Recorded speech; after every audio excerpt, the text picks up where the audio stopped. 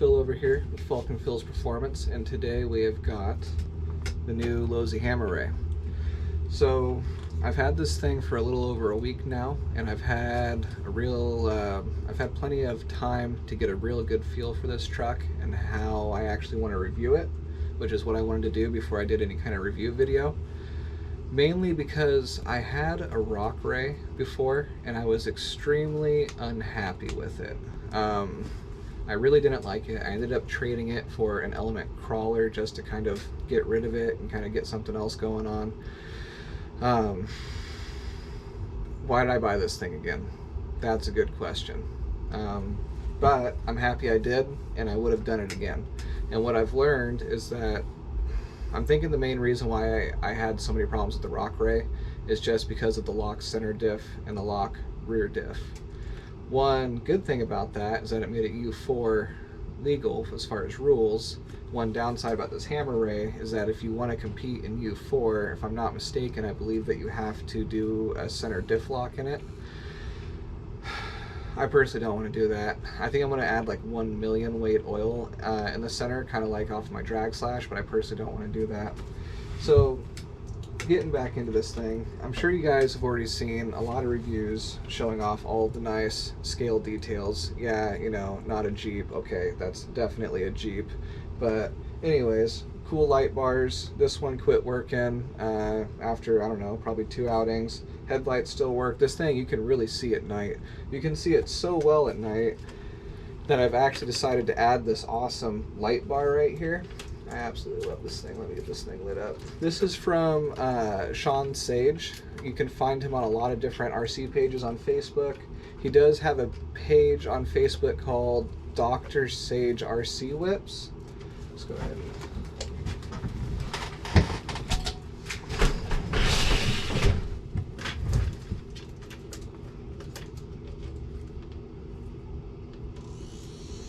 oh yeah, I love this light whip. And one thing that I really did not think about with this light whip is that it made it way easier to see when I'm driving this thing on the track. Like in any kind of dim lighting condition where I don't have direct sunlight on it, this is like a shining beacon everywhere I go. That makes it way easier to see this truck. So I can tell you that pretty much any truck I have right now that travels fast, I'm going to be buying one of these and putting it on it for sure. For the sake of the light bar, it's bright, man. It's bright. I mean, I feel completely comfortable driving this thing at night. No problem whatsoever. Got a full functional spare. I'm sure you've heard everyone say it. At first, when I first got this, I was pretty miffed that this is not a functional sway bar. But now that I've been hammering on this thing for a week and a half, I don't really care. It looks awesome, and this sway bar is completely functional, and LoSi sells like 3 or 4 different stiffnesses for it. So I mean, really, I don't care that it's not functional, and I'm not going to be buying the Vitavon functional one because it's going to add a ton of stress onto that axle tube, which, fine, whatever. But once it breaks off that plastic mount on there, then you're done for. And I'm not planning on going to metal housings. I'm probably going to buy the LoSi upgrade third member for like 25 bucks on A-Main. I mean, that's what I did on my last Rey platform. And that fixed all the problems, which is something we'll get to in a second, of my old Rey platform. Now, just to get into it real quick, one of my favorite things about this new Hammer Rey is that how they achieved this 17.5-inch wheelbase is simply by extending this aluminum chassis plate right here. The cool thing about that is that all of the existing aftermarket and LoSi upgrade parts will all fit this from the old Rey chassis. Whether we're talking the drive lines over here, whether we're talking the trailing arms, the third member upgrade, any of the shock upgrades or shock tower upgrades. I mean, literally any single upgrade that I have found so far off of the old Rey chassis will fit this chassis. So that's a huge bonus right off the bat, just because there's such a huge amount of aftermarket and factory upgrade support already for the Rey chassis. The main reason that I hated my rock Rey so much, or well, why I thought I hated it back then, is because I was continuously breaking these slider shafts right here in the front diff. The Baja Rey uses some steel ones, but they don't turn nearly as sharp. So I'm 90% certain that's why we see these CVD style front drive lines in the Hammer Rey and the Rock Rey, is so that way we can get these insane driving or steering angles. So I was initially worried about that, but now that I've been hammering on this thing for a week and a half, I'm really okay with it, and I think the reason why I was breaking them so much before on the Hammer Rey is because, once again, of that locked center and rear diff. So once again, I'm never going to be locking this one. I said that one of the things I was miffed on when I first got it was this rear sway bar. Like I said, I don't care anymore. One thing that has shown its true colors more and more and more as I've been going is this freaking non-censored setup. This is a really cheap car in comparison to anything that can really compare to it, so I'm not going to complain too bad. But if you wanted to use this for Ultra 4, you wouldn't be able to, in my opinion, without going with a censored setup. So with that being said, I will be swapping in my 8th scale Mamba X and Castle 1415 A scale 2200 kV motor in here. I can tell you for my last Rey, one size bigger pinion gear, and you're not going to notice a speed difference between this 3200 or 3300 kV and that one. My slash doesn't really need to be censored, so I'm just going to swap them. This needs to be censored. This setup that comes with it is awesome for a ready to run setup, but it needs to be censored for sure. Moving on to the steering, a lot of people are complaining about the steering, saying that it's loose, saying that there's a weak servo. With how much I've been hammering on this thing, and you can watch my videos, I have 2 or 3 up so far, and I should have another one dropping pretty soon. This servo's fine for a ready to run servo. I mean, I can't believe that it's lived this long. I am completely satisfied with this servo.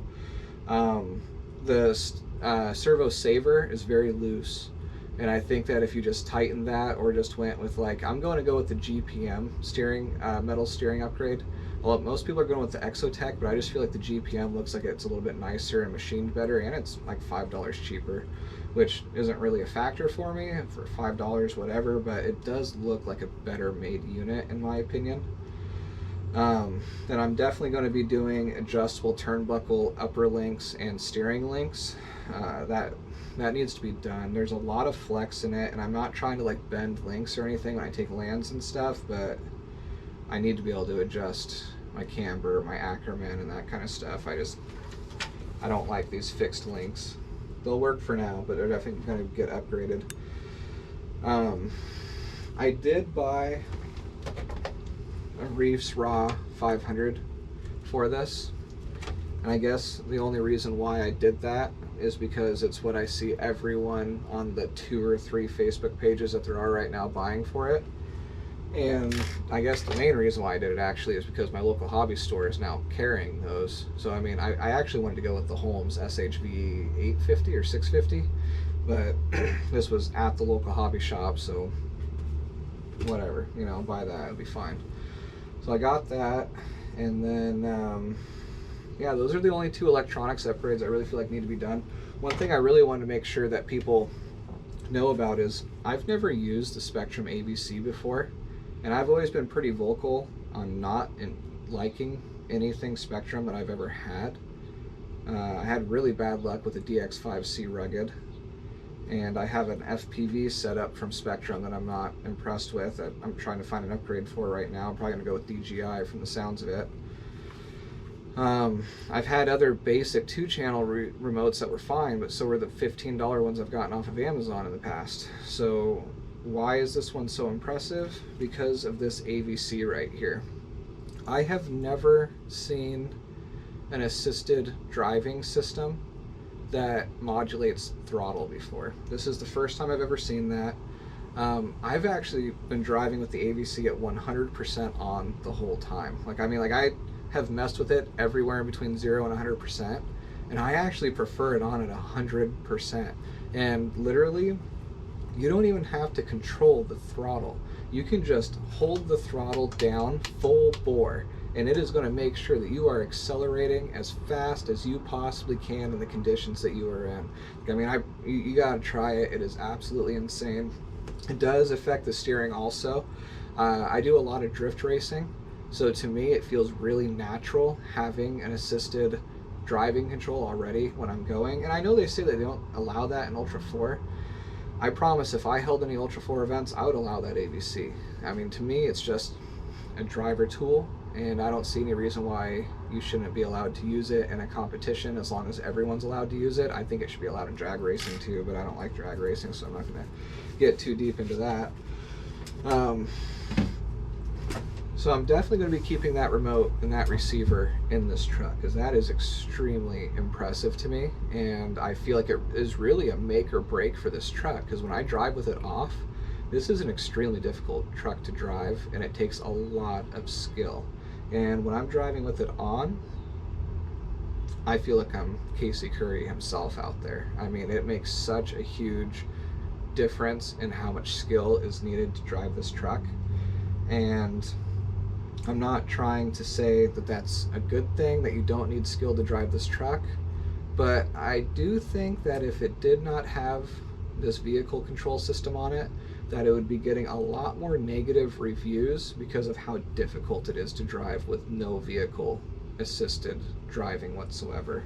I would say this is the most scale accurate experience that I've ever had for trophy truck driving, and I think the main thing that makes it feel so accurate is how long it is in comparison to how wide it is. I mean, most people like the Rustler, the Baja Rey, the Rock Ray, it's like a perfect box. This is actually longer than it is wide, like you would see in an actual truck. The way it jumps, the way it handles, the way that it traction rolls, I mean, just the way that it rolls when it's going around turns. And I mean, I have videos up on my YouTube. You can look up. This is the background for one right now. Look it up, see how it runs. It is extremely impressive. I also really like the dampening in the rear end. The Rock Ray and the Baja Ray, I don't believe the Baja Ray came with a 2-shock setup. I know a lot of people upgrade to it, but I never did. This has extremely good dampening.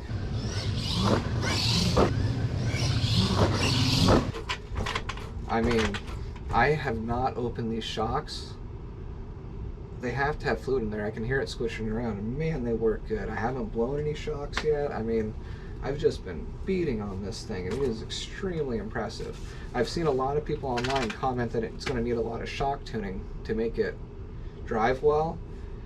I feel like that might have been my impression after 1 or 2 days, but after a week and a half of driving this truck, I feel like people need to hammer down on it. I mean, there's a reason it's called the Hammer Rey, and it's not happy unless you are trying to hammer on it. Like, I mean, it's like, it sucks because when you wreck, but when you make these tracks with this thing, you feel like you have accomplished something worth accomplishing.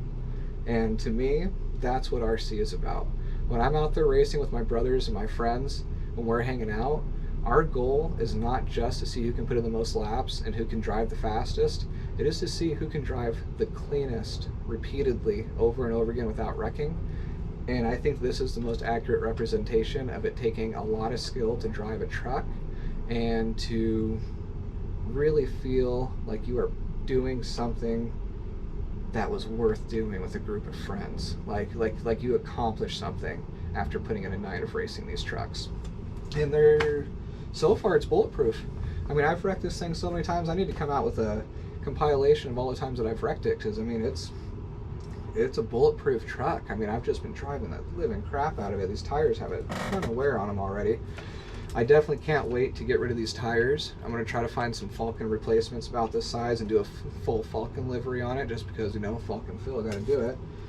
And other than that, and adding some, you know, some more lights to it, because I really enjoy driving this thing at night, man. I mean, this thing is fun. there's not a lot I would do to it. A censored setup. I honestly think the steering servo is fine, but once it breaks, there's 100 upgrades out there you can go with. And besides a censored setup, I mean, you've got yourself one hell of a track rig, an Ultra 4 rig, with this new LoSi Hammer Rey. I'll try to get a few links for some of the stuff I was talking about in this video, and otherwise I hope you enjoyed my short and sweet little review of it, and I hope that it convinces you to go buy one of these things, because I'll tell you, I don't regret it, and I'm really happy that I did. Thanks for watching, and we'll be seeing you soon.